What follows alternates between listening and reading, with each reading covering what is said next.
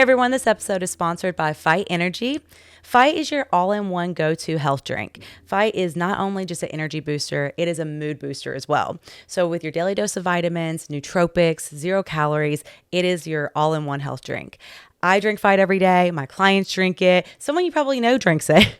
And you guys, what I'm offering for as we get into 2025, we're doing a discount for 25% off your first order if you type in LYB. Okay, so we'll know that you came from the podcast, and that way we can make sure you get some Fight Energy and some other little goodies thrown in there too. So if you get a chance, we would love to know which team you are. Are you team strawberry? Are you team blueberry? Welcome to the LYB podcast. On today's episode, we have the amazing Shanna Hall. How are you? I'm good. How are you? Are you so excited? Uh-huh. For those who don't know, I don't know. Have you been on a podcast before? No. Okay. No. All right. We get a lot of first timers, so I love that. It makes me so excited. Makes me very nervous. No, you're going to do great. It's, again, I didn't even realize that you hadn't been to the house yet. Yep. For some reason, I was like, oh, yeah, she must have came for like the birthday or something, But yeah, so you said that on the way in, your grandparents actually are from this area. So they lived like probably maybe even 2 miles from here on the Cumberland River. So this is a very like familiar growing up place for me. But looks completely different now. Yes. Yeah. Yes, absolutely. See, I thought you grew up in Mount Juliet, I guess. I just assumed because No. your salon's there and, And Well, I grew up in Donaldson. Oh, okay. But my grandparents were always here. So this was just a regular place for us. And they had a salon right down the road. Okay. That's cool. Yeah. So did that have any, well, for those who don't know, so if you're not watching on YouTube, which you should be, Shauna is my spray tan lady. So every time I tell people, I'm like, my spray tan girl, that's her. So when I always look fabulous, it's because of her. And I'm probably her worst client. So she would definitely tell you. Probably. And by that, just like not paying attention to what I should, she's like, don't do this beforehand. Don't do, all this stuff. And it's like, I did all those things, but hey, at least I wear loose fitting clothes now. Now, yep. Long, loose fitting clothes. That was the worst. I think we figured out your thumb thing. Yeah, the dark my weird thumb. I think that was when you're pulling your pants down. Dude, and that would get dark. Literally, it was the worst. I remember the very first time. Do you even remember how we met? Like, was it just social media? Yeah. Okay. I was actually at a conference in California. Okay. And you DM'd me. What? Yes. Did I? Yes. I slid into your DMs? You did. I was just like, and wow, never go back. Like you're stuck with me. What did I say? Was I just like, did I have a photo shoot coming up or something? Or was it just like? I don't remember. I'm sure it's probably, because I feel it was on Instagram. Yeah. And I don't know. Okay. I don't know if you probably had something going on, because I feel like it's when you were in Franklin. Yes. Yep. Right after what's it, Lifetime you were at first? And I was then at Prairie Life. Yeah. And then I went to Ignite and started my own business there. Ignite? Mm-hmm. That's where you came in. So that's probably where it was, yeah. Yeah, because the only reason I remember this, you guys, because my memory is always like the worst, is because the first time she sprayed me, because she came to me, and I was like, oh, this is awesome, like mobile spray tan, just because I was driving from Murfreesboro, and I would be late hours, and so every time I got back to Murfreesboro, I couldn't get a spray tan, or I couldn't tan, like there was no time, and I didn't know anybody in Franklin really to do that. And so anyway, but yeah, I think I had like photo shoots or maybe a strongman competition or something. And you came in, you sprayed me in that awful bathroom there. Yes. And I didn't realize that it had been raining. And so when I opened the door, rain literally hit me in the face. Like, I'm talking like cheetah, but like not to that dramatic, but I was like, whoosh. And I went, oh no. So I remember I called you right back. You were already like on the interstate. And I was like, can you please come back? Like, I'm going to look spotted. And and you were like, yeah. Just get in the shower, like rinse it off real quick. And then like, we'll go again or something like that. And she came back and it was so great. And yeah, I just always remember that of like you just being so kind and like, dealing with all my mess ups and stuff. Yeah. So. We've had many of them. I know. But it's, when you're moving 1,000 miles an hour, it's kind of crazy. But yeah, so you grew up in Donaldson. And so when did you go to Mount Juliet, or how was that? Like, so I was, as a profession, I did new home sales, and I was a sales manager for a builder, and we opened Providence. Okay. So I had 2 new home communities there in the Providence area. Okay. Because, Mount Juliet was just a 2-lane country road with, like, growing up in Donaldson, we thought that was just forever away. Yeah. And then now it's just like here.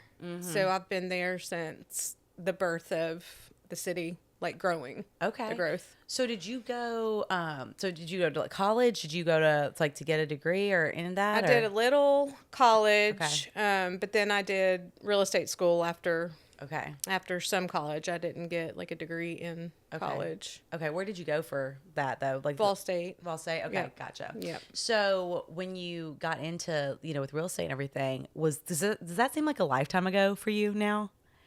I mean, it does. No, not really. Okay. It makes me feel really old to think like when I did it. Yeah. Oh, yeah. How old were you? Because I was really young. Okay. Probably, I mean, I was early 20s, and I can remember I was a single mom. Okay. And I'd put in an application because I had always been like in the service industry. Okay. And I put in an application, and my broker called me, and like we had some conversation, and he was just, I feel like it was more of a take a gamble kind of thing. Oh, okay. But I'll always say, like, I'll take service industry people over a degreed person any day, because I feel like if you can deal with the public, you can just about do anything, you know? Right. And so I had to take a pay cut. Okay. Because from being in the service industry, I made a lot of money, and but I knew this was going to be like a long-term gain. Yeah. And I'll never forget, like I met the first guy that I worked with, the sales manager at the time, and he picked me for Providence. Okay. And I'm like after we got comfortable, I'm like, why? And he was like, because you're hungry. Yeah. And so off I went. Yeah. And I loved it. Okay, so and this is your first job, Braden, right? Yep. Yeah. So how old is he around this point? He was he might have been maybe 6. Okay. Maybe. Yeah. I have to really calculate all of that. Yeah. Because I know that I probably started in the 2000, well, no. He might have been around 6. They were elementary. Gotcha. Because Aniston wasn't even in, no, they were babies. Okay. Because I would trek out, I had sales meetings, Yeah. After I went through the sales part of it to get to the promotion of sales manager. Right. I had sales meetings on the other side of town in Franklin every Friday. Yeah. And I remember there was a drop-in childcare that I would take them to do my sales meeting. Right. And then take them back to their sitter across town. So they weren't even in school yet. Okay. Gotcha. So they had to be like young. Yeah. Maybe 2-ish, 3-ish. So how was that? Like, because you said like early 20s, right? Yep. And like single mom. So was that something that, because I'm trying to put my mindset into it, because it's like, okay, you're doing something, you're making good money, things are kind of settled, and all of a sudden someone comes up to you with this like opportunity, and you're like, let's do it. Like, were you just like super scared? Were you like ready for it, or like? No, I was excited for it, and I was like, let's go. Okay. Taking the pay cut was probably the hardest thing, because I was so used to the fast cash and having that. But did you feel like in the service industry you couldn't get any higher though? Is that, or did you feel like? No, because I could have went higher. Okay. But I didn't at that point. That's not what I didn't want to stay in that industry. Okay. So it was more about just the money at that part. Yeah. And figuring out what I wanted to do. So I think I was scared and excited, but I'll never forget a lady said to me, she said, I don't know how you're doing this at your age. And I'm like, what do you mean? Yeah. But now being in my 40s, I'm like, that's what she meant. What did she mean? Like, what do you mean? Like, because it was such a very high demanding, very stressful, a lot of money. Yeah. Which can create, if you're not mature enough, can create a lot of problems. Okay, I see. I mean, I just feel like it's different seasons of life. And if being that agent now, I would be completely different than the agent that I was then. I see. If that makes sense. No, it does. Yeah. So when you had, so like being a single mom, how old were you when you first had your first child, Braden? So I was 21, almost 22. Okay. So I say we raised each other. Yeah. Yeah. Okay. So that's kind of like my mom and my brother. Yeah. Because she had him at 16, going on 17. And so it's an interesting dynamic for sure. Mm-hmm. I feel like that's like, your like you're close enough to be like friends, I guess, right? But you still had to have that dynamic of like the authority figure, right? Yeah, sure. So how old was he when you met your now husband? Or Kurt, right? So he was probably 13 years ago, 13 to 15. He might have been like this 7, 8. Okay, gotcha. In that range, probably. Okay. Yeah. Okay. And then now you have 4 kids total. 4. Because Aniston, she was just about to start kindergarten. Okay. So, yeah, probably 7, 8. Okay. And then your littlest one is how old right now? He is 9. Okay, gotcha. Yeah, so 3 boys and 1 girl. Yep. I always forget that you have 4. You know what I mean? So many people say that. Yeah. Yeah. I don't know why. I think like it's because the 2 boys, they're closer in age, right? Yeah. Yeah. And I have my bigs and my littles because both sets are like they're all March and April. So they're both 2 years apart almost. Okay. Gotcha. But 11, 13-year difference between the 2 sets. Did you always want to be a mom? No. Okay. Like, Tell us the real stuff. Let's get into it. No, I mean, I say no because I don't think I saw that, but it's so weird because I always said if I wasn't a mom of a kid of my own, then I would adopt special needs. Oh, okay. So it's like weird to hear me say no, but that is like all of my friends are like, oh my God, like you and to have 4, like they would have never thought. Okay. Just because like were you just very independent, kind of like growing up, like how was that dynamic, like because you have a brother? Yep. Yeah. Okay. My best friend. Yeah. And so he tells everyone that he doesn't have to ever fight because I fought all his fights. Like we're like twins. Okay. I think they probably thought that I wasn't gonna have because I was wild. Okay. I was big through high school. Okay. And after I graduated, I lost weight. Okay. And then they probably saw me in a whole different light than I'd ever seen myself, of course. Yeah. And so they probably just thought, like, I feel like a lot of them did the traditional go to school, go to college, find the guy in college, get married, have a baby. Oh, yeah. We had a couple that had them through high school. That's why I thought at 21 I was like kind of older, right? Because we had friends younger that had babies. Yeah. So yeah, I don't think they saw that, but I love it. Like that's my favorite thing. I'd have a house full of them.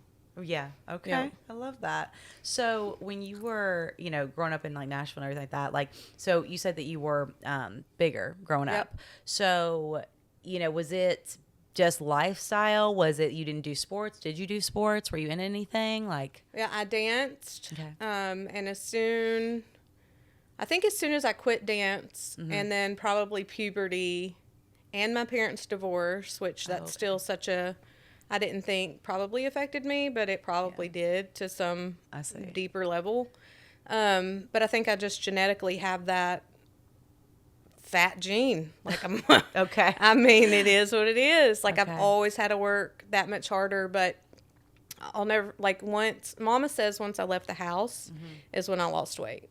Yeah. Okay. So you think just like the environment, the stress, maybe? Maybe. Okay. And I do. I think just after dance, like not dancing anymore because I was genetically predisposed to it, that I just needed that extra to keep me somewhat level. And I was still probably overweight then because I'm short. So, 5 pounds on us is like 20 on someone tall. Yeah. But my brother never struggled with weight. It was just me. Okay. But Mom did. And Okay. so she could relate to you in that. Yes. Yeah. And she taught me a lot because she did like kind of like Alcohol Anonymous, but for food, I guess, know. Yeah. And so she learned about like portions and healthy eating and stuff like that I learned about that from a very young age. Right. So lots of like, was it similar to kind of, I went through like diets that you were put on and things like that? Or was it just more like it was always in your face? Like it was always a topic of conversation? I'd probably say topic of conversation because again, like Mom struggled with it. Yeah. And then like diets would be like the Jenny Craig's and stuff like that. And it was just that trying to help me at that critical point in my life, try to figure it out. But did you ever feel like there was anybody that like on your dance team, so because I danced as well, so like did you have anybody that you could like lean on to talk about, or were you like kind of the outlier, like everyone else looked a certain way and you looked different, or is it you all kind of looked different? Like I think so. It wasn't like on a competitive team. That wasn't really, or maybe it was, but I don't think it was. And no, I don't remember being like the outcast. Okay. Because I don't think I was ever just like big until like later or something. Okay. Meh, I don't know. Maybe I just didn't even realize it. Yeah. Because, it wasn't like talked about or in your face like it is nowadays, I guess. Like we knew there was an issue. And it was like the finding things to wear to look like my friends, all of that stuff. Yes. But yeah, from that just surface level, trying to find your way when you're young. I gotcha. So, yeah, it's just so interesting because, I was looking at a video. So to kind of go back to like how we met and everything like that, when you like saw, the brand and when you saw me and stuff like that, was there anything where you kind of like, oh, this, like, cause I didn't know you before that. Right. So I didn't know, like, do you come to do tans Mobley? Do you like only, like who's your clientele? Stuff like that. Like, was there anything that you saw that you were like, okay, I can relate to this, or that I like about, Dandy Fitness? Like, what was that like? I think just the initial getting the DM and kind of scrolling through. I love the blue pants. Yes. Yeah. And I feel like the conversation was just easy from the beginning, like with your brand. And I loved what it stood for. Yeah. And I feel like I was just in that space of, when I met you, I was to that, I had a trainer. I could write plans for anyone. Yeah. And I was just so frustrated because nothing was changing. Yeah. And I feel like a lot of times people look at you on the outside and you're like, no, you're probably laying or eating your donuts and it's like, no, like I'm you were putting in the work every day. I feel like, always with everything you were doing. So when I met you, because I know that we had a conversation in that bathroom, and it could have been even that, because when I went through my journey, like fitness competitions were kind of one of my things. Yeah. Okay. That was on my radar, and I ended up losing a lot and losing a lot of fat, gaining a lot of muscle because of a fitness influencer, and it wasn't really even, I say a thing now because I feel like social media has grown so much, it's just more common. Yeah, for sure. So when you were, so you're saying like that happened before you met me? Like, okay. And did you do a show? Did you? No, God, no. I got pregnant. Oh, okay. So you're getting like best shape of your life is kind of how you were feeling. Yep. Okay. And then gets pregnant, and then because this was with this Easton. Okay, so that's my 11-year-old. Okay, gotcha. Best shape of my life. The most natural, healthy way. Okay. But now realizing, so I lived a very strict lifestyle, like a bodybuilder lifestyle. Yes. It was Jamie Easton. Yeah. Cute blonde. And that's where I started like the whole transformation, I guess. Okay. Because what got me into working out was a kickboxing class. Okay. I feel like that was real popular back then. I'm like, yeah, I love this. Yeah. And, but implementing like weights and stuff like that by myself, I just followed her plan and her diet. So I was very strict without knowing that I was strict. Yeah. I just felt good and life was good. Okay.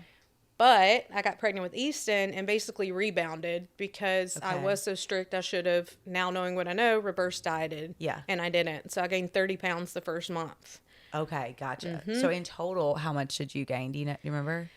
With him, probably 7. No. Yeah. Let's see. I'm trying to think. I have so many kids. I gained a lot with him. I want to say 70-ish, maybe 100. Okay. Between 70 and 100. For those listening, so for like male viewers, for just perspective, how much would you say on average, like a pregnant woman, like is supposed to kind of like a range? Like, is it like around like 40 pounds? Like seems to be a healthy I would say 50? that's more average, but like years ago, or like when it was my parents or like my grandma said, we would smoke cigarettes, put the ashtray on our belly, and the doctor would give them diet pills because they didn't want them to gain weight. Oh, wow, yeah. So I would say anywhere Probably between that 25-ish to 40 Okay. Gotcha. range. Yeah. Okay. So you're like, I've gained this weight. And then were you kind of just, what was your mindset with that? Were you like, because I mean, for anybody who's listening, who's gone on a strict diet, but, or even done a plan that they thought was, just like working and felt really positive about it, like your mental state's in a good spot, right? Yeah. Was it just like heartbreaking to you? Was it kind of like, just like, were you like, you know what? No, I'm pregnant. This is the reason. Like, it's okay. The weight will come off after. Like, what was that like? I think it was a mixture, because at first I was like, oh my gosh, like I could not look at these scales anymore. Yeah. And you're constantly going to the doctor. So Right. it's put in your face every time. Yeah. Even being mindful after seeing that first month, I was like, whoa. Yeah. And it was still like 10 pounds every month that I would put on. And because I had gotten it off plenty of times before, I didn't get too wrapped up in it. Okay. I did on the number. Yeah, yeah. Because I'm like, like gross. Like, Yeah. this is, because I know the work that's going to take to get off, I think. Right. More You were than very anything. aware. It Yes. wasn't like, yeah, I see. Okay. And then like figuring out later, like, oh, like I was eating super clean, and Yeah. and then I get pregnant and I'm like, like I'm pregnant. But I feel like a lot of people do that, you know. Yeah. It's like you just give in. And it wasn't that I was really eating like crazy amounts, but I was eating stuff that I shouldn't have been. Like I was probably eating more processed, or if I craved a Diet Coke, then I'm getting a Diet Coke, Well, but also too, even when you are eating so plain and so strict that like, even if you were like, just went from that to even like adding in some like extra like good fats, or even like extra, things here and there, it does add up very quickly. So after, because I met you, so this would have been after Easton was how old, do you think? Like, so I had already had Cooper you when had Cooper. I met you. Yes, okay. Yeah, so Cooper was probably, I don't know, what year was that? like 2018? So he was 5. Okay. Yeah. 13 and 15. No, he was 3. Okay. He was 3. Yeah, I just remember him being little, and so I was, he was so sweet. He's So always he's been the so baby. sweet. Yeah. Um, so kind. So Easton, like after having him, I did end up getting it back off just in enough time to get pregnant with Cooper. Okay. And then that one really sent me for a doozy. Yeah. Was the difference with that one, do you think? Was it, because were all of them C-sections, or were they regular, or? The last 2 were C-sections. Okay. I don't know. Like I would get so frustrated because I did everything like I would with any other time that I'd need to drop body fat. Tried different workouts, eating. Well, I started eating like I had always ate to drop body fat. Yeah, yeah. And it just was nothing was budging. And that's around the time that I met you, and I had done like the burn, like different things like that versus just traditional weight training. Mm-hmm. And I was just getting super frustrated because it would not shake. Right. Well, because I remember you would come to like a Move Fit that we did, like the 5 a.m., something like that, whatever. Because usually at the end of my years, I'll reflect back on the journey so far, right? Yep. And I was looking at all these videos, and I saw you on there. And I was like, because you'll mention this, and you'll refer back to like how you looked at that time and stuff like that. And I didn't really even like realize that, if that makes sense. Like, sure. And so when I saw that, I was like, there is such a vast difference, like now to then, right? Because I was in like 2020 or 2020, whatever. Yeah. And so, for everyone listening, kind of what has that been like of finding something that's worked for you? And like, would you tell someone that's listening, like, it really is very individualized, like it was something that you had to decide? Like, what was the changing factor for you? It is very individualized. Yeah. There's not a one size fits all. I think my silver lining on it was, as I was going through that, my daughter was in her teen years as a dancer. Yep. Very critical. Yeah. And I feel like it happened, or the purpose in me hanging on to the weight was she got to watch me just work. Yeah. And if something didn't work, then I was trying something else. She just, so I feel like that was why the weight stayed on, as silly as that sounds. No, I mean, but God's plan for you, and so, and to be set the example, which is great that she's been able to watch you, do that. Yeah. Because like you said, it does get frustrating when people just look at the outside and they're like, oh, you should be doing this, whatever. And you're like, nah, bro, like I am. Yeah. Like, because it's like you were always in the gym doing different things or trying and adapting. And that's what you have to do. I think people think now with social media that it's just, okay, just follow this thing and then you'll look like the person telling the video or, you know what I mean? Like in the video. And it's like, no, that's not what this is. Right. And so you have to look at your lifestyle, what makes sense for you. I mean, are you raising 4 kids or are you at home a lot? Like it's different for everybody. So I love that you were able to, again, like I always say, turn the negative into a positive and kind of find that love for yourself. So do you feel like now, and I'm like, putting you on the spot and everything, because for those who are, just listening, like I would say, you've had such a great transformation. Do you feel like now more love for yourself just because you started working on that, like at what I guess was your heaviest, or like how has that been? Or do you still fighting through it and working on it? I'm still fighting through it. Yeah. I think body dysmorphia is real. Like it's your body image is the last thing to catch up. And I've been like, it's like that season of life, my friends now are like, wow, you've gotten really little, and I'm like, this is my size. Like, this is me. Right. This is where I was before, like, y'all met me. So this is how I know myself, if that makes sense. No, it does make sense. I was only overweight in high school and then, of course, with pregnancy. Yeah. So that was the me that I was trying to, that I knew I could get to, that I was just getting so damn frustrated because I'm like, nothing's shaking. Right. But actually at one of your events that we had at that gym in Franklin. Okay, yeah. And do you remember, and there was like a holistic chiropractor. Yep. It was kind of like a fitness sampler type thing. Yep. Yeah, we had a photo shoot as well. Yeah. So I did the chiropractor. I laid on the bed. She put all these valves on me. Yep. Pushed against her to tell me what was like I should remove from my diet. Yeah. And it was basically my diet. Yeah. Literally like chicken, eggs, honey. Okay, so I didn't realize that happened caffeine. There. Yes. So she writes all these things down for me, and I'm like, this is BS. Like, this is everything I eat, and it's all like healthy, so why am I going to eliminate it? Right, yeah. Well, that was the stubborn side, so I did try to remove a little bit. Okay. And, of course, went back to, nope, this is my meal prep, this is how I'm going to eat, whatever. Yeah. I was with a few different trainers. I can remember the one right before the program that I ended up finding. Yeah. And I'm like, sending him a picture, and I'm like, look, my stomach was 8 foot extended and, just over a protein shake. Yeah. And he was like, did you drink it fast? Is it this? And I'm like, no, like everything's on plan. And I look 9 months pregnant. Yeah. So when I found the plan that actually worked, I did eliminate a lot of foods. Yeah. And I had that aha moment because that chiropractor told me, and come to find out, the chicken and eggs were 2 of my big. Yeah. I can't eat them. Like they mess with me like dairy. Okay.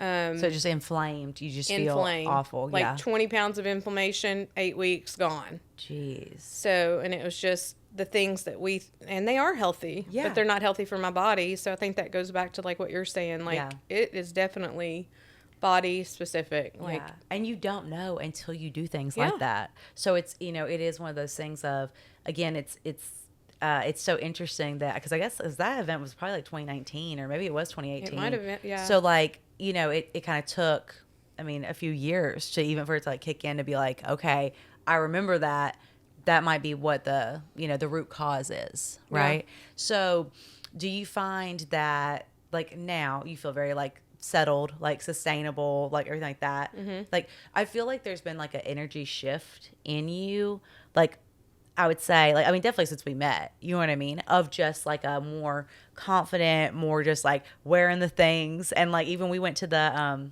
what was it? The country music. CMAs. Yeah. The afterwards party and stuff like that. And you rolled up in this outfit. Just stunning. you know, and it looked great. And it was just like a boss, Yeah. you know? And so I think that's also too what people see on the outside too, of like when they're talking about you, you know, looking smaller or whatever, you're just wearing clothes that you feel good in. Sure. So, you know, and that plays a lot of it too, versus kind of like hiding and like throwing stuff on, or, you know. And feeling uncomfortable in your tug and in your pull. Like and we've had that conversation, like there's something to be said for being able to just throw on something and walk out the door, because I feel like that's the biggest battle. Yeah. Is just not feeling your best self. And I mean, even back to real estate days, I would buy a new suit on Thursday evenings I would get a spray tan and I would buy a new suit, and that's how I felt my best showing up Fridays. Yes. And Mom's like, you don't have to do that. Yeah. Hey, everyone. Thank you so much for subscribing to the Love Your Body podcast on YouTube, Spotify, wherever you're listening. I appreciate you so much for sharing these stories, listening, and just, you know, being a part of the DDF community. If you are interested in any challenges I have coming up, the Get Your Movement In Challenge is launching here soon, so stay tuned for that, as well as online programming. Would love to work with you from all over. And you guys, I'm just so blessed and so thankful for this season of time. Please, you know, if you get a chance to share the mission, rate the podcast, whatever you want to do, comment, let us know what you think about it. We would love the support, and we're always looking for sponsors. So if you're someone that's listening right now and you want to get your business out there as well, we'd love to have you as a sponsor. And so let us know at Danny@DandyFitness.com. Hey guys, it's Shanna with Spray Tans by Shanna. If you want to find me, I'm located in Mount Juliet. On Instagram at Spray Tans by Shanna, SHANNA, and I offer mobile services as well. Perfect. Look forward to seeing you. Perfect. Good job. Like, I don't have to, but that's how I show up better. I sell better. I'm better in spirit. Yeah. And so I think, like, fighting for what I knew that where I was comfortable and where I felt good, you know, it's not like a number, it's not a size, it's a feeling. Yes. You know, for sure. It is just a feeling. And when you're driving down the road and you feel like you're going to pop. Yeah. Or you eat something, you feel like you're going to pop and you're like, this is healthy. Like, that's miserable to me. Yeah, for sure. But being able to just like feel, I mean, inflammation is just, that'll just mess with you. And it's so overlooked. Like, yes. No one ever really talked about that, I feel like, until here recently, you know? Yeah. And which is so frustrating, because it's like, you don't know. Like, and not to be like this or whatever, but genuinely, a lot of people are not in tune with their body, so they don't know if they're inflamed or if they're bloated. You know what I mean? Like, I remember a hormone girl asked me, she's like, do you feel bloated? I'm like, no, but also, like, am I? Like, I don't, you know what I mean? Like, or like your face or whatever. And like, we've even talked about that before, of like how my face has slimmed down more now because of, like, you know, the different foods that I'm having and the different practices that we're doing and all of that, which has been really great. Yeah. But I didn't even like realize it really. And I was just like, oh man, like that could also just be from, you know, eating certain things or eating too fast or, you know, different things I was doing. Right. I mean, I would eat my food, my little small meals with bodybuilding within like 30 seconds. Mm-hmm. I'm not being dramatic. Yeah. I mean, I believe it. Like, just, you know. I believe it. And but I know I mean, you know, you hear your mom be like, slow down when you eat kind of thing. But like, no one ever was like, yeah, maybe you like chew your food. Yep. But I'm like, what is there to chew? It's like a piece of fish this big and like, you know, and like nothing. Yeah. So, I mean, you don't know until you know. And that was like something else that I did, like eating the 5 meals that messed up my digestion. Yeah. And it's like I was told and trained for so long to do it that way. But again, your body, I guess, adapts to things, whether it's healthy or not. Yeah. And it's going to be, it'll tell you. Well, and our bodies are really resilient. And I've learned that through this season of everything, of just like everything that I put it through, and then kind of being frustrated of like, man, and I'm sure you were at this point too, of being like, I'm doing all the things, you know, I'm doing all the things that are asking me, but my body's just still not responding. But it's like, but where was it at for for doing those things before that we thought was best for us. Right. You know what I mean? Mm-hmm. And that's the thing too, I thought it was the smaller meals too. And for some people that does work. Yeah. And that's great for them. And it did for me at one point. Yeah, exactly. But with like the digestive, you know, everything that we've learned and stuff, it's like, no, like that's really not the vibe right now. So we're trying it out this way and seeing how that goes, you know? But I did want to ask you, so when you got into, like, when you got into like with spray tanning and stuff like that, like you know, even on the wall for anyone who's gone to Shanna's salon, and you can see like you have on there that you like don't apologize for stretch marks, don't apologize for, you know, bumps or whatever. Like you have this like kind of list Scars, of like one boob, no boob. yeah, all the things. And so, you know, had you always had that a part of your business? Because like when did you start your spray tanning business? So I left real estate in 2010, and I had already had like my first spray tan was probably 25 years ago. Okay. And I knew then that like I was like, this is it. It was literally with the airbrush pencil, took 45 minutes, but my vision was mobile tanning, and that wasn't even a thing. Yeah. Of course, you share that dream with your people, and they're like, what? You know? Yeah. But I learned everything I could, got certified, and I just kind of did it. Okay. Like as a hobby, sprayed myself, Like my while daughter. you're doing real estate. Okay. So it was a side gig. Yep. Okay.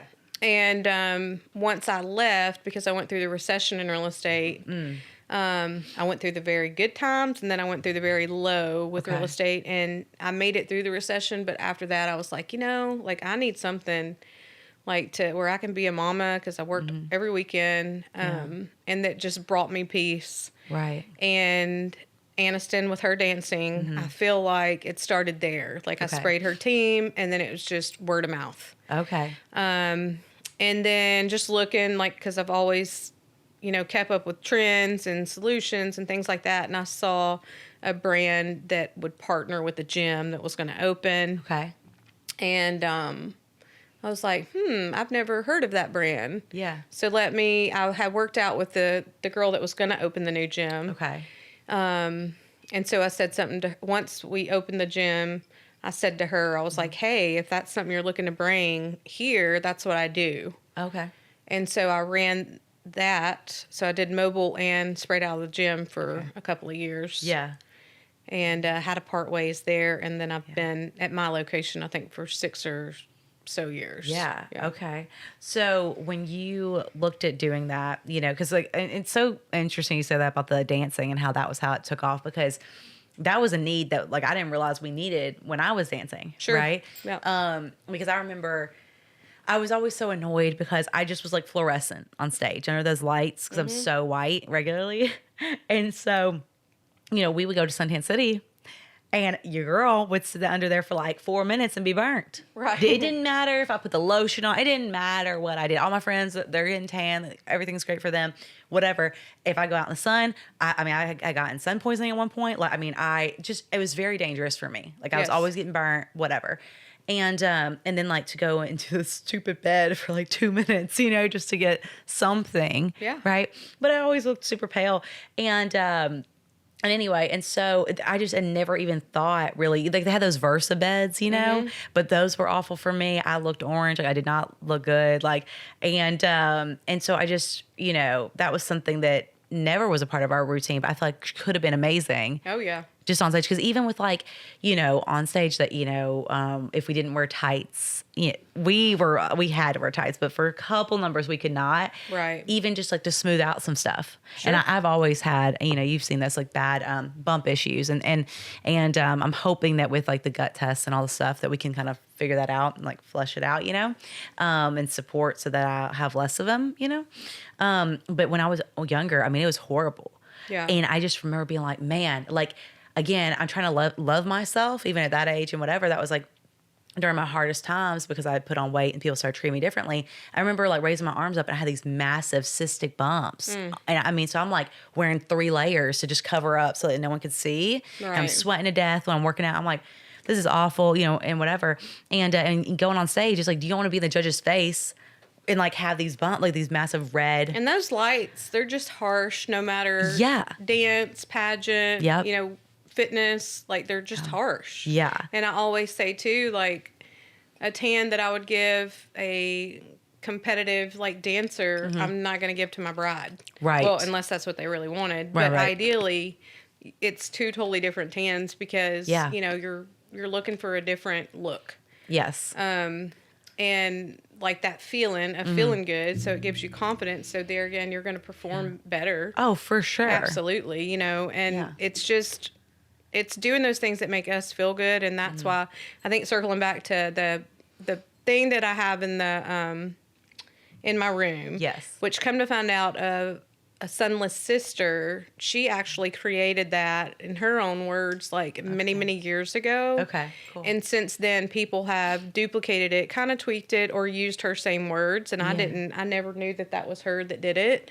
Aw. But I feel like what we do is such a vulnerable, you're in your most vulnerable state. So when you go in there to get naked, you're freezing cold. And just to see that, like, oh yeah, like this is very helpful to be this vulnerable with a complete stranger. I think it's refreshing, or like you're in a safe space. For sure. No, I think it's funny because all my girls will always ask me, they're like, so do you like wear like stuff over? I was like, nope. And they're like, that doesn't bother you or whatever. And I'm like, no, like I prefer being naked most of the time, Well, So and it's people will come out and say, like, I'm so sorry I'm naked. And I'm like, I'm in the business of naked bodies. Like, it's what I do. Like, it's not weird. Right. Or, on there, I'm like, small boob, big boob, like chipped toenail polish. Like, don't, I guess, apologize for those things. So let's talk about that. Yeah. How many people do you see that like apologize for their body? Like if you say, like, let's say you see 30 people in a day, like, is it like 100%? Is it usually like 25%? Like what's the... It's probably a good 80. Yeah.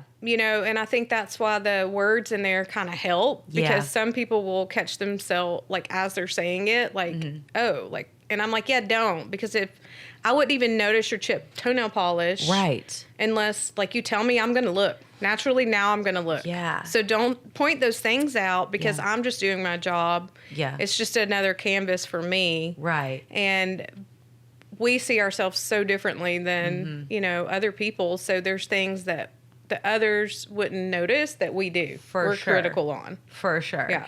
And I want to say, like, too, you have in there my little Love Your Body sticker as well. And that always makes me so happy, because it's, that was like, in that moment, I mean, that was me in front of Annette and a friend back in the day, doing that photo. I mean, completely naked. Yeah. Like jumping around. I remember that. Yeah. Right. And so it's just one of those things of like, you create such a great space and a safe space. And that's what I try to do for my girls, like at the LYB, and I've always tried to do for clients and everything.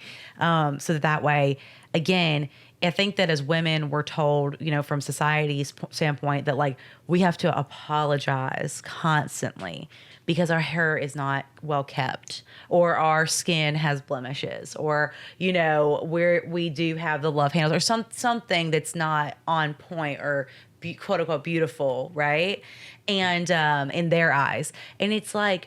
It's almost been so conditioned that people don't even realize they're doing it now. Yeah. And like, that's like in my book, like when I talk about the whole, what if you said the word that, like, instead of saying like, I hate my stomach, right? If you said whatever is positive about you, like maybe you love your hair, and you had to say that 30 times, people always like laugh about that. I'm like, well, you probably say 30 times a day you hate your stomach. I definitely believe in what we put out there, we receive. And that's like through my weight loss, what I told them, I'm like, I was talking myself fat. Yeah. That's probably a word you don't like, but that's the word that, I use. Yeah. And I'm like, because every conversation I had was like, I'm doing this, but I'm still this size. Like, so I'm hearing that. And so I did change my words too. Yeah. And became very mindful of that, because I felt like I was staying in that state because of what I was putting out there. Yes, for sure. And then the apologizing, it's like, because I've been in so many different spaces, being bigger in high school, losing my weight. I had friends that were totally different after I did, because I then got the attention that they were used to, which is extremely uncomfortable for me, but it become a threat for them. Yeah. So I saw who those friends were, right. And then as an adult, being thin, then gaining, then thin again. Yeah. People, they judge you. They judge you if you're big. They judge you if you're small. Yep. They judge you if you're too pretty. Yep. It's like, women, we can't win for losing. Yeah.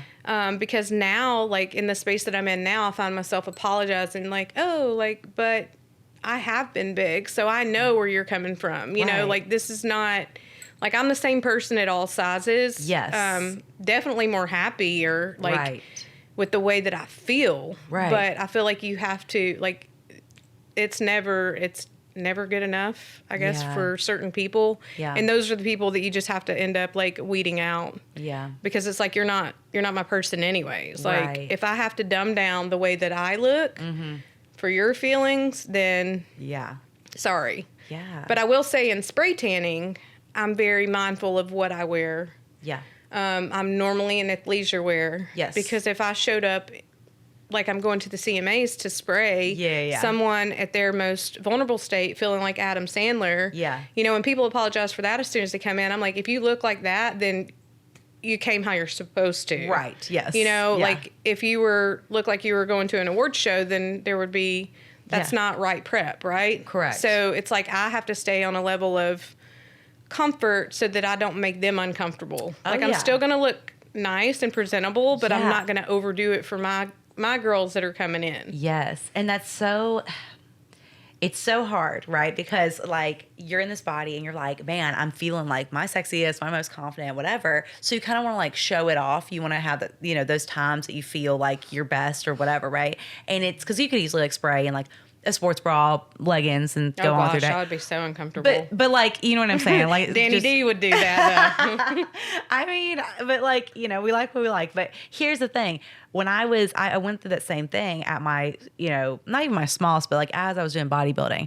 Because now I'm in this gym, right? I was at next level. And the other girls, they walk in, sports bra, short shorts, the influencer types or whatever, other trainers. And I was like, I knew how that made me feel. So I was like, I can't imagine how that'd make my girls feel, right? But then it's like the dichotomy of like, but now I can wear certain things, so I want to show it off of like, you know, like finally being able to wear, you know, whatever it might have been that they didn't have that size before, you know, or whatever. And just being like, man, like my stomach looks good, like I want to wear this, but you know, so it was one of those things of like, still got to be mindful of reading the room. Right. And the situation. That's it. Mm-hmm. And it's like, if I want to have my crop top on and my leggings, cool. But like most of the time I'd have a jacket on or I'd do something, or if it got hot in there or whatever, like, it wasn't just running around and like, you know, whatever. Because again, it is that being mindful. But like I tell my girls, like when they come to LYB now, I mean, some of them wear things I never saw them wear at next level. Yeah. Like they weren't comfortable. They couldn't, or they said, you know, they didn't want to. They chose not to. And I'm like, if you want to wear a skirt in here, wear a skirt in here. Or like a little skirt, that's fine. When we wear booty shorts, wear it. What, you're hot, take the shirt off. Like it doesn't matter. Yeah. You know, and so I feel like you do a great job of that too. And that makes me feel my best as well when maybe I am having a down day or I'm just like over it, you know, or whatever. Cause you know, you've seen the struggles with every part of it. And so it is so great that you're able to offer that. And I think that some people maybe like take that for granted because that's not every experience when you go to a. And I've had those calls where I had a lady not too long ago, her and her daughter, that reached out to me and asked if I sprayed plus size. Oh, wow. Because she had such a traumatic experience. Really? It had taken her 3 years to like finally call me, I guess. Man. And yeah, the girl just said all the wrong things, made her feel completely just horrible about herself. And it scarred her for that long to take, I think it was 3 years before she called me. Yeah. And I'm just like, I'm so sorry. Like but I've heard of it. Like I've heard of people, you know, saying the wrong things. I think they're with words, like just the way that you say something can really affect someone. For sure. And especially when they're naked. Yeah. And all you can do is again, because I feel like we're in such a society where people are like, but then when I say this is a problem. Like, and even you saying like FAT, like again, that doesn't bother me in a sense of like, again, you're explaining your perspective and your story, right? I just know from a lot of times, I don't like when people identify as a FAT person. That's what bothers me. Or even a SKI and Y person. Like, stop with that because it becomes their identity. Right. That's the problem. Yeah. Right? And then we have these wars against both. And well, it's, and that's you know, with my most recent weight loss. People would say, how much have you lost? Oh, my God. I'm like, I don't know. Yeah. Like, I'm not checking in with a coach where I have to weigh myself and do all of that every week. Right. So it's not healthy for me to do. Yeah. I'm going by the way I feel, like how my clothes are fitting. Like I'm not going to get, because I've always weighed heavier than than what the size. Yes. You know, like in a size 2 or 4, I could weigh 140 pounds easily. Right. So I'm like, people get so caught up in that number. For sure. And I'm like, it's a feeling. Exactly. And It's that's a why I tell feeling. my girls the same thing. Like, one of them had messaged me the other day and was like, hey, I just want to let you know, like, I hadn't stepped on the scale since last January. And like now I did. And I'm down, you know, this was a couple months ago, but they're like, I'm down 25 pounds. Yeah. And I was like, I tell them that literally, I wish I had a chart that, I don't know if it would even matter to people, but like basically a chart of every client I've ever trained, because literally the ones that weigh themselves every day and even every week are my least likely to be successful. Sure. I But can see that. right, but the ones that weigh themselves maybe like once a month, a little check in, or they do it like every quarter or whatever it is, but they let go of that, because again, what happens? Oh, I'm down 3 pounds, let's party. Like, oh, I've put on 6 pounds, let's bingy and be fluid. upset, and like exactly, That like, you're gonna take and off let's the hate next- ourselves and hate everything we've eaten, and you know what I mean. So it's like, again, it's not going to do you any good, and that's why when everyone will come in, some, not everyone, but like some of my girls will come in after holidays, and I'm like, don't do it. Don't talk to me about it. Don't, like, I don't want to hear it. Like, That's you like know, anytime I travel, I'm good for 5 to 10. I'd say I'd stay in between 5 to 7. Right. And it's not from really the food I eat, but it's more the travel. yes. And every time, like I do get on the scale then because I want to see if I'm on my target goal of Right. what I, fluctuate to. Yeah. And I do, but within a week, it's gone. Yeah. And I know, like, psychologically, that's not 5 to 10 pounds of fat. Yes. That's fluid. right.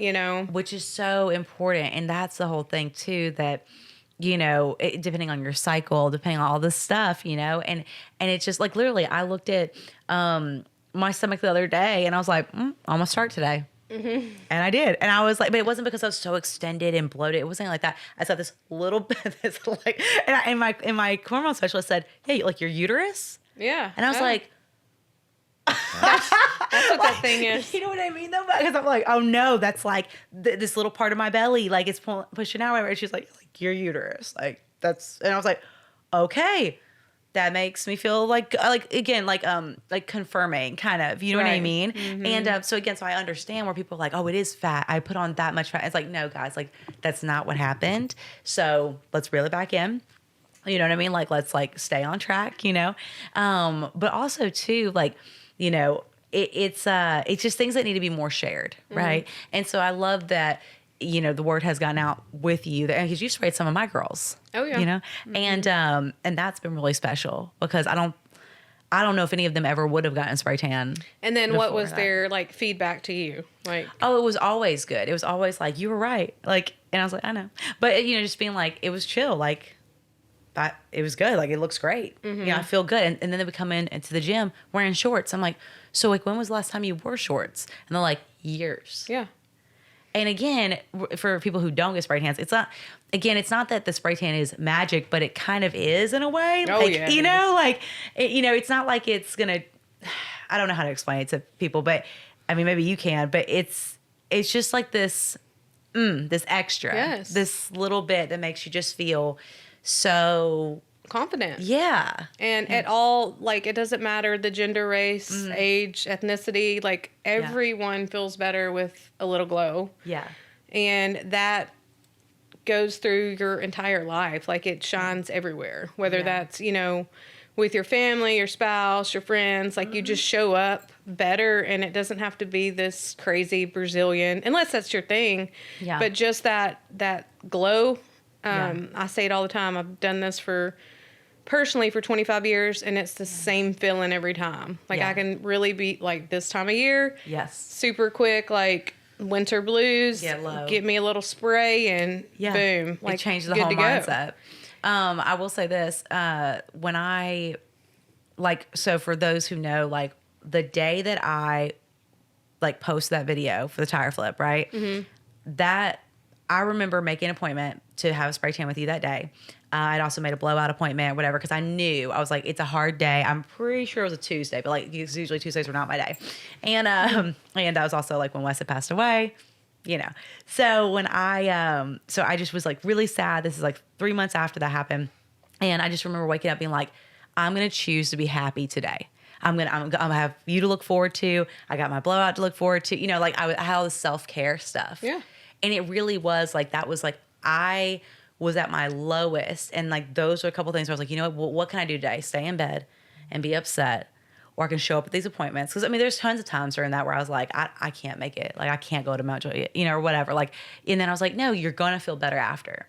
And so it was like, again, that if I wouldn't have had that relationship with you and stuff, like I may have just been self-isolating and been alone, you know, but it was kind of like I made it like a weekly thing to like go, you know, do that with you and feel better. And so it really did help me through my grief process. And I almost wanted to, it was like, I talked about this before I wrote the book, the first book, but like I was looking at it, I was like, man, I could write a book that says like something about with like spray tans, like covering up like my, like it hides everything. Yeah. Like, cause it really did. Cause like no one knew. Like, so like, oh, you look good. Like your hair's done, your spray tan, whatever. But I'm like, I can't feel my leg. Right. You know, I just lost somebody that I loved. Like there's so many things that happened, but it was just like, but you got a good spray tan. And it's just, you know, the confidence, I mean, everything that came from it. And that's really what I helped. say. I'm like, you know, the world can be falling apart. And if I get a spray tan, Yeah. and it sounds, you know, I feel like a lot of people will apologize for it being vain. And I'm like, no, anything that you can do, you know, whether it's nails, hair, tan, like that makes you feel better and show up better, than do it. Exactly. And it's such a, like the younger generation too, you wouldn't believe the amount of girls that I've seen that can't look themselves in the mirror. Right. But after that 15-minute appointment, they can. And so to see that, and I get to, you know, witness that,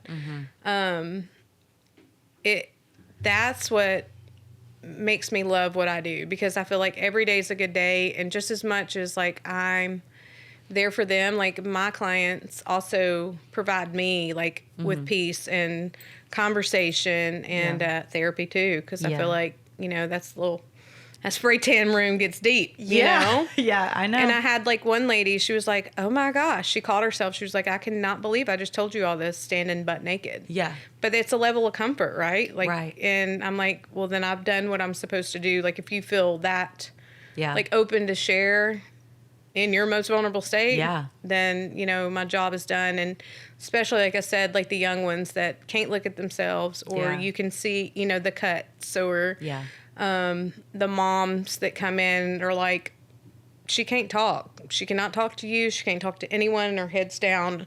And it's just like, I've got you, girl. And then they leave like with their head tilted up a little bit, and then develop where they can talk to me, you know, like they feel safe. And so that's why I love doing what I do. Oh, that's so special. Thank you for sharing that, because I'm glad that, you know, it's refreshing to hear other entrepreneurs that are passionate, right? Yes. That it's not just another dollar. Yes, exactly. And so I did want to talk about, because we do talk about entrepreneur life, right? So how is, because you have a girl that spray tans underneath the brand, right? Yep. Okay. And so, you know, with that, do you feel like, was this kind of your goal when you like first, because your first goal was mobile, and you still do mobile, but like, you know, you were doing that. Was it that you wanted to do mobile full time always, or did you want to have a salon? What was that like? So I think originally my vision was mobile. Okay. And then from there, it just, there's definitely a mobile clientele, but there were a lot of people that are like, this is my only 20 minutes away from my home, or from my kids, or from my husband, that they needed a space to go to. Yeah. And so I realized that. I feel like, again, entrepreneurship, it's pivoting, because even spraying out of the gym, I'm like, what a great place. And, you know, I would spray members and non-members. Yeah. But then once I moved into a salon, there were some that were like, I was so intimidated to walk across that gym. And I'm like, really? Yeah. Like, I never would have thought that. Right. Same thing with like mobile. It's convenient. It's a luxury service. You've got someone coming to your space. Well, then you might have someone that doesn't want to share that space with you. Maybe, you know, their house isn't clean, or, for sure, you know, their kids are going crazy. And so they're nervous, or like don't feel good about showing and sharing that space with you. Yeah. So having that space to come to makes them feel more comfortable. And so I think it's just all about the pivot. Okay. Like mobile, and that's why it's still an option. Yeah. But there's definitely a certain clientele for that, now. And then I think too, I built it up to where mobily I couldn't get to. I think I did, 3,200 tans last year. Oh my gosh. Mobily, I could have. Right. I could have got to it, but I would have worked a lot more hours. Yes, for sure. Efficiency to bang that out is to have a nice, location. Yeah, no, I love it for sure. And so, with that, do you have, because I know you have Shannon under you, yeah. So, like, do you want more people under? Like, what's kind of that look like? That scares the hell out of me. Okay. Because I feel that, like, if I had to say one of my purpose is that I can relate to a homeless person or a millionaire, that I feel like I've always had that. And I don't think that everyone does. So it's hard to let that control go of, how you're going to show up for your people. Yes. To find that person that it's going to make my clients feel right like I do. Because I know that you're always going to be biased towards your spray person, Yeah. I remember that with my girl. Like, I loved my spray tans with her when she hired a person. Yeah. Nothing wrong with the tan, but I just preferred my brandy, And I keep that in the back of my mind too. But even with Shannon, it took a long time because I wanted to find the right person that's going to make my people feel like at least like kind of close to how I would. Right. Because it's our brand, our business, right? So it's never going to be the same, but I do think Hey everyone, thank you so much for listening to the LYB podcast. If you haven't yet, please go check out the How to Love Your Body Throughout book on Amazon. This is my very first book. I am so proud of it. It is a short read. You can also get it on Kindle. So it's not a huge commitment, but it is something of a self-help book. So if you're someone who is looking for support, you're looking for tools, you're looking for just a way to feel better during this holiday season and into the new year, I definitely recommend it. I put my heart and soul into this, and this is just the start. So if you haven't yet, go on Amazon and get your first copy. I am now. I feel like I'm really successful and I have a lot of freedom. Yeah, I love that. And that's the goal. Yeah. Right? Yeah. And only you can determine what success looks like. Sure. So, because I'm sure you have people always chime in about that too. Yeah, we've talked about that, And do you ever feel like, because I've had these moments with personal training. Do you ever feel like though, like that you're like we offer a like you said, like a luxury service kind of, right? So it's like exclusive. Yeah. Luxury can sometimes be like, So like exclusive. So, but to say that, but to also feel like treated like it's also like not. Like, I feel like with personal trainers, we are treated like the worst. Like, you know what I mean? Oh, spray tan artists too. I mean, like if you look at people getting tagged, in photos, and they'll tag the photographer, they'll tag the venue down to the damn plates. But then the person that probably, made them feel their best, show up their best, like we don't get tagged. Yep. Because they just don't think about it. Or somebody will say like your little business. Yes. Or, yes. Or, I'm like, my little business pays my big bills. So yeah. I mean, or the, or it's like your side gig or whatever. Like, and you're like, no, this is full time. I'm like, what? Would you look at success more if I went to an 8 to 5 that I hated and I was sitting in a cubicle? Right. Did that once.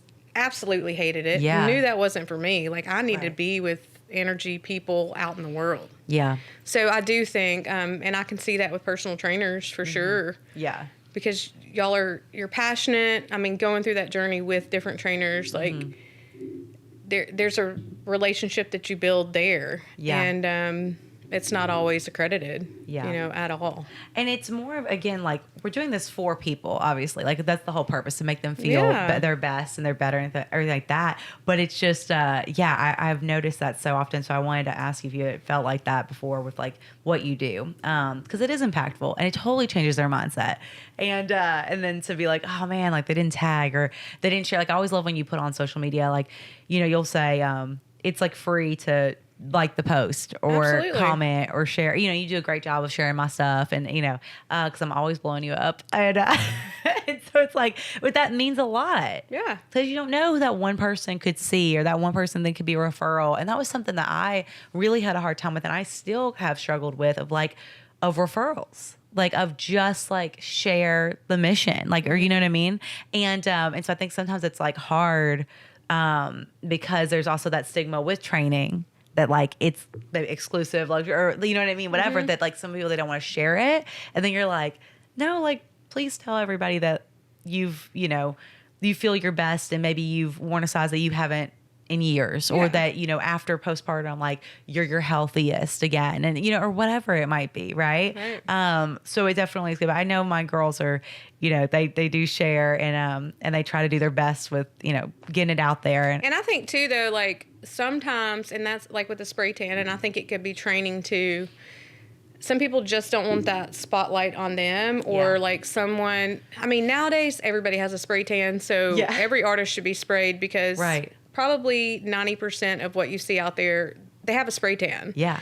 You can notice the bad ones, but the good ones, you know, you might be like, like, is that or isn't it? Yeah. But I think same thing with training, like they might need to work through that. Yeah. That they're putting in the work. And so then they just don't think about the business side of it. Right. You know, where For like sure. that's like with tagging the tan, like the general population, they just don't think about what that one little tag could do for us. You know, that one person that sees it and they're like, oh, like she knows her, he knows her. Like it's just a spiral. But I can understand the private side of it where, you know, because we're business owners, so we look at it from that aspect versus like from the privacy client side. Yeah, and I have to always remember too that like that they're not like how I was, because I'll be like, because I remember like when I was training with Matt, I mean, I tagged him every Oh, you're I a did. tagger. Oh yeah, because again, but also that's how I am in real life when I'm speaking to people. Yeah. So when someone says something, I don't just sit on it. Like if they're like, man, I really wish that I looked like I could get a spray tan. I'm not like this. Yeah, like you're not gonna share like I don't a just gatekeeper. nod to them and I'm like, I'm not gonna tell you who my girl is, because no, I'm literally like, this spray tan by Shanna, like here you go, like you know what I mean, like give them the tag, whatever. Or I'm literally like, guys, just look at my page. You can literally see that like Cinema 83 LLC, like he's on there, like that's my videographer. That's, you know, that's like you can find my people. If like, you know, if you just, you know, whatever. Or I'm like, I can share a post or whatever, right? So it is like one of those things. I definitely want to do that, because I feel like I am a connector, and I feel like it's you know, I've never gotten like a kickback or anything from like my chiropractor, but yet I send my people to him because he does a good job. Yeah. You know what I mean? Like, and that's great. But it's like, I want to have so many people in my pocket and like in my, you know, that like in my arsenal that I can be like, oh, you need this? Bam. Oh, that chiropractor that you know, at that event that you had, I knew her worth, and I knew that she had a very interesting way of looking at things. That helped you. And I sent her, like my mom went to her, That's you know, awesome. after that. Yeah. So, I mean, there's definitely, I say it's like planting seeds everywhere we go. Yes. And connections are everything. Yeah. Like it's all in who you connect with. Right. It's all in who you know, Well, like it how is. far we go. And that's why, and like building the community, right? Yeah. And that's where it's like, when I talk to people and I'm like, this community is not just of my clients. Like, I'm like people who literally couldn't, like they told me they couldn't afford to do the challenge, were doing the challenge yesterday and tagging me. Yeah. So they're getting the movement in. Like the mission is happening. They're, you know what I mean? And like that's important too, right? Absolutely. So it's like, again, I always try to tell people, like, it's not just about, okay, it's the clients and me, as that's the community. Like it's the challengers. It's people who've come to Move Fit. Like it's people who, you know, have ever drank Fight, who have ever, you know, worn a DDF shirt, you know, or come on the news with us, or, you know, or whatever. Like that is building the community, you know? Yes. And so that's really the special part of it. So I definitely think it is like it's a give and take, right? You kind of have to be mindful of it, and you know, it's not everybody's cup of tea and everything like that. But when you said something earlier, you said about like you could relate to like the homeless, but then also like a millionaire or whatever. Did you grow up like? Would you say, were you guys like middle class? Was it like lower? Was it higher? How was that? I would say low to mid. Okay. Like we didn't do without, but our parents were I think Dad was 15 when they had my brother, a freshman in high school. Okay. And like Mom had because she's almost 2 years older than him, so she would drive him to work. So very young. Okay. I think mom was a junior. Gotcha. So we didn't do without, but we definitely were not, I would, maybe low to middle. Okay. You know? Gotcha. So when you were like, when you got into like the serving and stuff and were making good money, was that kind of like a culture shock for you? Or is it kind of just like, you're just in it? Like, I think I was just in it. Okay. Yeah. Okay. And then from that to like the real estate having to go then back to being without money. Right. To then getting the money again, that was probably a shock. And then having to, be in six figures. And then after that, I like lost it all. Okay. Because I went through like a big old dark, deep depression, and it wasn't my choice, but it was like, you gonna deal with this, sister. Right. And so, I went from no money to six figures to losing it all. What was the deep, dark depression? What was that? I think it was just life, like finally dealing with like leaving the father of my kids, almost dying, all those things that you shove down. He almost died or you almost died? I almost died. How did you almost die? Because he almost killed me. Oh. Yeah. Okay. I didn't realize that's probably that. a whole nother episode. Yeah. Was that, can you elaborate a little bit on it, or do you want to? Yeah, he came to my apartment, and I was, the babies were in bed. I went on my patio because I didn't want to let him in the apartment. He was kind of in a drunk rage, and the next thing I know, like, he had jumped the railing. Like, he'd pinned me up with my throat up against, and so I guess unconsciously, until I blacked out, and then he threw me in the apartment, and I was just trying to throw a rug under the door so hopefully somebody would hear me. Yeah. But long story short, that went on. Finally, he tapped my leg and went back into, from, you just see black in his eyes to, the normal person. And I knew that I was going to survive. But he looked at Braden, Act 2, and said he walked down the hallway. I think it was the only time he'd ever, peed on himself. And he told him to tell me bye. Wow. Yeah. And the cops were walking up my... in the apartments, the little hallway, as I opened the door, and of course they arrested him, but, Metro people in his family, 12-hour mandatory hold. I had to go to downtown, put in the secret code. I mean, it was like a whole Lifetime movie. I thought I was going to have to put me and the kids in a, protective home. Oh my gosh. And, I found out then, when you're choked out like that, you've got a little bone in your throat, the slightest, little cough, you could die because it can lunge, in your throat or something. My gosh. I mean, all this just crazy, how in the world is this happening to me? Because, mind you, I was not with this man. Okay. He didn't put his hands on me when I was with him. It was after. Really? Oh, yeah. So, you had left him. I left him at 7 months pregnant with Aniston. And she was probably 4 to 7 months when he come and almost took my life. So when you left him, it was just you guys weren't married. No, you were just we had a house together. Okay. Weren't married, and I just knew you could kind of see it trending like that, like it was going to get to that. Or because it was verbal. It was just super toxic. But again, looking on it as a 40-year-old something and 21, the things that you think matter and all of that, and you fight over are just so different than the things now. Right. So we were just kids trying to figure it out, but super toxic. Wow. So she's a baby, and then Braden's 5 or 6 at that point. No. Oh, he was only 3? 2. Oh, 2? Okay. Yeah, because they're only... 2 years apart. Mm-hmm. Okay. So when that happened and he got arrested, then... After that, did he, stay away? Or was there other instances? Oh, no. My life was a living hell.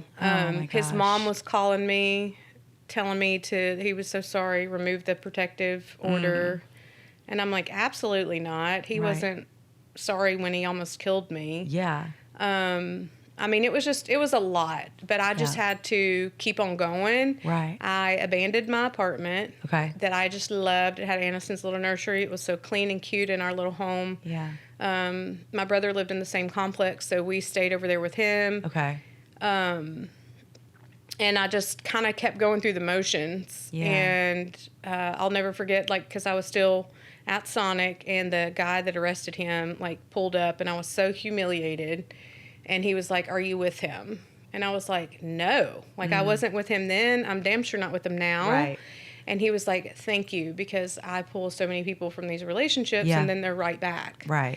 And so that is what I think I just kept, like, you know, they say it's like a beach ball. You just shove it down, and go through life. And I guess it was after I left real estate, and it hit me. Yeah. It hit me, and it was a bad place. Like, I can remember he would, at that point, you know, he was in and out of their lives, never in Aniston's life. Okay. And when he would come in town, he would just constantly belittle me to, like, Braden and Annie. I see. And where was I going with that? It's okay. So, my dark, I was on the couch, and my brother said to me, he was like, you've got to get up. He was like, the kids are hearing this. Like, I know that you're not that. Like, you're a lazy POS, right. you know, all this stuff. And he was like, I know, like, you're going through some things, but this is what they're seeing. This is what they're hearing. Okay. So get up. And then I had a very, like, dear friend that knew I was going through it. Like, I walked out my patio at a different complex in Mount Juliet, and she had left me a Bible on the porch. And then, so from that, like, conversation, that Bible, like, it's like I slowly started peeling back the layers. Yeah. But I was still extremely depressed, but didn't really know that that's what it was, you know? Yeah. But I just had to deal with all the things that I just kept shoving down. Oh, my goodness. Yeah. Wow. I didn't realize that it was to that extent. I knew that he had issues and everything like that, but thank you for sharing that. So when after that happened, has he gone now, or is he? So he was away in Texas. Okay. There was another, like, it was a Super Bowl or something. Braden had went to Buffalo Wild Wings and watched football. Okay. And when he dropped him off, he was like, I'll, you know, to Kurt's, he crunches a cup, and he's like, I'll do that to Kurt. Basically threatening me again. Oh, I just see. awful. And by then, I think Braden was 10-ish. Yeah. And Kurt told me at that point, he was like, Shanna, you got to quit letting him go. Like, you're giving them the okay, like the kids. I see. Like, it's going to be different, but it's not. Yeah. And so I was like, okay. And so Braden and I wasn't going to let him go with him anymore. We called the cops again, all that, just a nightmare. In the neighborhood, Braden and I were walking, and this is super crazy, but he said, you know what, Mom, sometimes I wish Dad was, like, gone. Yeah. So at least I knew where he was. And he said, when I'm able to deal with it. And so that was our conversation. I'm like, wow, that's deep, you know, but, like, understand that. And then I was laying in bed one night, and I just, like, turned it over to God and asked to forgive him, to forgive the baby daddy. Yeah. And all of that I was holding on to. And the last couple of times that I'd seen him, he looked really sick. Yeah. And he was such, like, a fitness, you know, GQ. Okay. Cared about the way he looked, healthy. Yeah. Just guy. And it just broke your heart to see him where he was. Mm-hmm. So I forgave him, and it probably wasn't 2 weeks later I got the call that he had died. Yeah. Wow. And that's how I felt too. And I thought, as much as I thought we would be better, it really, like, affected me more than I thought it would. Yeah. But the kids were in school, so I called their guidance counselor, went up there and had a meeting with her, because I'm like, it's just not natural. Like, how do you tell your kids their father died, you know? And so she said, well, come up here. And she was like, they've already grieved the loss of him. This is just a different type of loss. Right. And I just held on to that. Yeah. And then I had to battle his family again. Like, they wanted to be the ones to tell him. I'm like, you've had no relationship with him. Right. Absolutely not. Right. His dad came after me for their socials. Yeah. You know, he was like, he might not have the money to take you through there, but I will. And I was like, come on.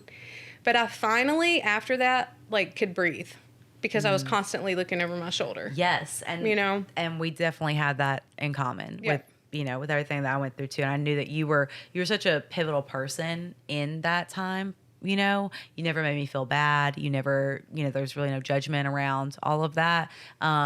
You you were kind of one of the only safe spaces I had, because it was constantly checking my phone every minute, making like, where is he at? Well, you know, all the things. Is he alive? Is he not? You know, do I have to go save him again? All that stuff, right? It's horrible to live in that space. And I actually having as we're like wrapping up and stuff, like having that reflection of being in 2025, I was like, no matter how bad stuff seems, or, you know, there's frustrations that we have as being entrepreneurs, or, you know, oh, someone isn't tagging, or all this stuff, whatever. Isn't it so amazing to look at like kind of how God's worked through us and to see where we're at right now, of like, because I know we all aspire to like, oh, the success, and you know, we want it to be this global this, or we want these things, whatever, but to look at it and be like, you know, the freedom that you said that you have right now, the freedom that I know I have, the health that you have, the health that I'm building back up, like the ability to live. I was literally getting like at school where you put your name down for people to buy you gifts for your kids. Like, we were that broke, you know, like going to food bank broke, lights getting turned off broke, me and the kids. And that was something that I always told them, like, the three of us will make it. And we would sing that song, you know. And I feel like entrepreneurship and all of that, people look and think it's bright, shiny, and no. And it's like, dude, I've been like wondering where my next meal is going to come from. And not because I didn't have a family that couldn't afford to help me out. But they're also going to let me fall so that I can figure it out. You know, and I got to that point where I had to figure it out. But it's not always like, again, social media looks like bright, shiny fun, but it's a constant grind, and it's just putting one foot in front of the other. And loving yourself throughout. I know that's right. So as we are finishing up, I do, you know, I have to ask you, because it's just part of it. Oh, God. But what is something that you love about your body? My body. Oh, Lord, that's a hard one. I love my boobs. And I got them right after I graduated in 99, baby. Oh my gosh, I could not with you. That's fantastic. But I love you so much. And you know what? And again, that's what it's all about, though. You know, it's just being able to find anything and everything that you love about yourself. I like my eyes too.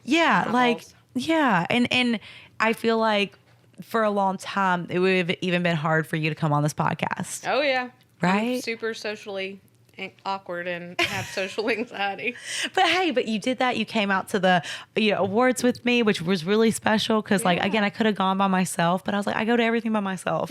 You know, and that meant so much. And like, you to be down for that, I just, like I said, I feel like, a few years back, like that wouldn't have been able to happen. Well, and I wouldn't have been able to like find something to wear, and that's important to me. It would have stressed me out. But I had things in the closet. I'm like, I just took a photo shoot. I'll never wear that again, probably. So why not? And that's the freedom with coming, like, feeling a certain way. And I did the same thing with New Year's. I'm like, I don't know what I'm going to wear, if I'm even going to wear anything. And went through the closet and boom, found something. And you looked great. Showed up, so. It was awesome. And I love being able to see your confidence and just how it's grown. Thanks. And it's been so special. So thank you for always, putting up with my nonsense and being there for me. And it really means a lot. And for answering that DM that absolutely. I'm gonna have to go back and look and see what you said. I'm sure it was something like this. Hey girl, my name's Danny D. I'm a body positive influencer trainer, and I would love to have you spray me for this photo shoot.